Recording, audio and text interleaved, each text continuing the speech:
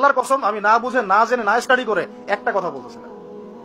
শেষ জামানার সবচেয়ে ইম্পর্টেন্ট জায়গা ওই প্যালেস্টাইন, ওই ফিলিস্তিন, জেরুজালেম। পুরো বিশ্বটা ওইখানে গিয়ে আস্তে আস্তে শেষ হয়ে যাবে। আসলে লক্ষ্যটা কি জানেন? যেখানে আমাদের ভাইরা এখন মার খাচ্ছে না, ওই ফিলিস্তিন, ওই জেরুজালেম হচ্ছে আমাদের আসল লক্ষ্য। ওইটাই পৃথিবীর এমন একটা জায়গা যেখান থেকে সভ্যতা শুরু হয়েছে পৃথিবীতে। মক্কা থেকে শুরু হয় নাই, ওই ফিলিস্তিন থেকে পুরো বিশ্বে সভ্যতা শুরু হয়েছে। আজকে থেকে এটা 10,000 বছর আগের কথা, ওখান থেকেই শুরু হয়েছে। আর ওখানেই পৃথিবীর শেষ হবে। ওইখানেই যতক্ষণ পর্যন্ত ঈসা আলাইহিস সালাম না আসছেন এবং ইসলামী খেলাফত আবার কায়েম না করছেন, কিয়ামত হবে না। এই যে আসল জায়গাটা থেকে আমাদেরকে সরাই দেওয়া হয়েছে না, কয়জন ভাবে এটা নিয়ে? কয়জন জানে বা এটা নিয়ে? জানেই বা কয়জন? কিছু মানুষ আছে সারা জীবন হাত বাঁধা নিয়ে আপনাকে ব্যস্ত করে রাখলো। বাঁধবেন কোথায়? এখানে বাঁধবেন, এখানে বাঁধবেন, এইভাবে বাঁধবেন, এইভাবে বাঁধবেন, এইভাবে বাঁধবেন। 5টা 6টা জায়গা নিয়ে ক্যাচাল করতে করতে করতে হায়াতই শেষ হয়ে গেল। সুবহানাল্লাহ। মনে করেন এক ভাইয়ের হাত নাই, এইভাবে দাঁড়া দাঁড়া নামাজ পড়তেছে, নামাজ হবে না? হবে না? আমার হাত আছে, আমার এখানে একটা ফোড়া উঠছে, মনে করেন সত্যি সত্যি উঠছে, মিথ্যা বলছি না, তা আমি এভাবে নামাজ পড়তে হবে কিনা? হবে না? হাত বাঁধেই নাই সে, হবে না? হবে না? আর যখন বোম পরে জান থাকবে না, তখন হাত বাঁধে কি করবে? উম্মার মধ্যে মারামারি, কাটাকাটি, বিভক্তি, আর কাফেররা এসে উম্মার সাথে যুদ্ধ করা শুরু করবে, তখন কি হাত বাঁধে নিয়ে ব্যস্ত থাকবেন? এই ব্যস্ত আছেন বলেই তো হাতে অস্ত্র ধরতে পারছি না।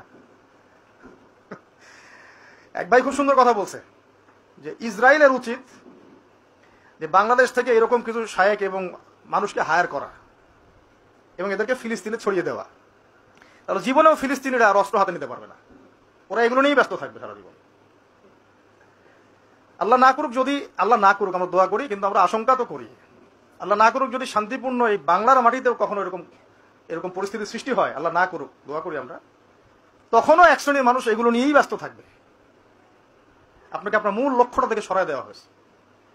এটা বোঝার জন্য, এই ফিতনাগুলো চেনার জন্য ভাই সবার আগে দিনের জ্ঞান অর্জনের কোনো বিকল্প নাই। পড়তে রাজি আছি তো ইনশাআল্লাহ। অনলাইনে দিন শিখতে পারবেন না, কিছু ভালো ভালো আলেম আছেন যাদের লেকচার হয়তো শুনতে পারবেন, শুনে আপনি উৎসাহিত হতে পারবেন, বুস্টাপ হবেন, ইন্সপায়ার্ড হবেন, কিন্তু এটা দিন শেখার কনস্ট্রাকটিভ কোনো প্ল্যাটফর্ম না। আপনাকে খাতা কলম নিয়ে ওই স্কুল কলেজের মতোই আলেমদের কাছে আসতে হবে, সিলেবাস রেডি করতে হবে, সিলেবাসে পড়তে হবে, পড়ার জন্য জায়গা দরকার, মাদ্রাসা দরকার, মসজিদ দরকার, বক্তব্য দরকার, এগুলো আপনাদেরকে করতে হবে। আর যেখানে আছে সেগুলোকে আবাদ করতে হবে। যেমন মসজিদ করেছেন, আবাদ করেন এটাকে। মসজিদ মানে নামাজ পড়ে দরজা বন্ধ করে রেখে দিব, এর নাম মসজিদ? মসজিদ মানে এখান থেকে দিনের দাওয়াতটা ছড়াবে, দিনের শিক্ষাটা ছড়াবে, তাই নাকি? আল্লাহ রসুল কি মসজিদ সাল্লাল্লাহু আলাইহি ওয়াসাল্লাম মসজিদ প্রতিষ্ঠা করে শুধু নামাজের সময় খুলতেন আর নামাজের পর বন্ধ করতেন? 24 ঘন্টা এখানে ইবাদত, আমল, তাজকিয়া, জিকির আজকার হতো না? এখনো তো মদিনায় হয়। মক্কা মদিনা কি এখনো বন্ধ থাকে 1 মিনিটের জন্য?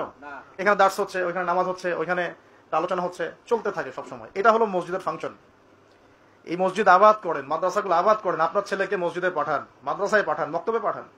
ইয়াং জেনারেশন স্পেশালি আপনারা সিলেবাস ভিত্তিক পড়াশোনা করেন। এই ফ্যান্টাসি দিয়ে কিচ্ছু হবে না, আবেগ দিয়ে, ফ্যান্টাসি দিয়ে কাজের কাজ কিছু হবে না। খুব আবেগ লাগতেছে, খুব কষ্ট হচ্ছে আমার ফিলিস্তিনের জন্য, খুব কষ্ট হচ্ছে পুরো বিশ্বের প্রেক্ষাপটে মুসলিমদেরকে দেখে, কিন্তু আপনি তো ইসলাম সংশোধনের দিকে আসছেন না। মাঝে মাঝে নামাজ পড়ছেন, কোন রকম 5 ওয়াক্ত নামাজ পড়লেও সুন্নাহ মাফিক জীবনযাপন করছেন না, জিনায় লিপ্ত হয়ে যাচ্ছেন, সুদ খাচ্ছেন, অর্থনৈতিক জীবনের কথা বলছেন, এখানে সুদ খাচ্ছেন, ব্যবসায় প্রতারণা করছেন, রাজনীতি করতে গিয়ে আপনি তাগুতের দিকে চলে গেছেন। এক কথায় তাগুতের দিকে। তাগুত মানে আল্লাহ বাদ দিয়ে যার উপাসনা করা হয়। আমরা এখানে আল্লাহ পাকের বিধানের দাসত্বের চাইতে মানব রচিত বিধানের দাসত্ব বেশি করেছি এবং করছি, এখনো করছি, করে যাচ্ছি। কিছু করার নাই, কারণ পুরো বিশ্বটা এইভাবেই তো ফাংশন করা। যাদের গলায় জাতিসংঘের দড়ি আছে এরা তো এখান থেকে বেরোতে পারবে না। পারবে না, তাহলে ওদের আন্ডারে যে রুলস এন্ড রেগুলেশনস এর আওতায় তো চলতে হবে। কিন্তু শিরক হয়ে গেল, এখানেও তো শিরক হয়ে গেল। মার না খাওয়ার কোনো কারণ নাই আমাদের এখন এই পর্যন্ত যে আমরা শান্তিপূর্ণভাবে নামাজ কালাম পড়তে পারছি আল্লাহ পাকের রহমত। বিশ্বাস করেন, আল্লাহ পাকের খাস রহমত। জানি না কত বছর এই রহমত থাকবে এইভাবে যদি আমরা সতর্ক না হই। সতর্ক হওয়ার জন্যই বলছি ভাই, এগুলো নিয়ে আমরা অনেক ভাবি, না বুঝে না জেনে একটা শব্দ বলছি না। আমি আল্লাহর কসম আমি না বুঝে না জেনে না স্টাডি করে একটা কথা বলতেছি না। শেষ জামানার সবচেয়ে ইম্পর্টেন্ট জায়গা ওই প্যালেস্টাইন, ওই ফিলিস্তিন, জেরুজালেম। পুরো বিশ্বটা ওইখানে গিয়ে আস্তে আস্তে শেষ হয়ে যাবে। সামনে যত বড় বড় ঘটনা, মালহামা মানে মহাযুদ্ধ, তারপরে ইমাম মাহদির আগমন, দাজ্জালের আত্মপ্রকাশ, দাজ্জাল ইহুদিদেরকে নিয়ে বিশ্বটাকে শাসন করবে, তারপরে ঈসা আলাইহিস সালামের আগমন, ইহুদিদের সাথে মুসলিমদের যুদ্ধ, তারপরে ওই বাইতুল মুকাদ্দাস আবার বিজয় করা, ওইখানে ঈসা আলাইহিস সালাম আবার 40 বছর খেলাফত চালাবেন, 40 বছর।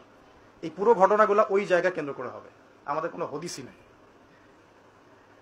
আর অনেক বিষয় আছে, কিন্তু মূল কথাটা হচ্ছে আমরা পৃথিবীতে হাসি থামাশা করতে, ঠাট্টা ছলনা করতে আসি নাই। আল্লাহ পাক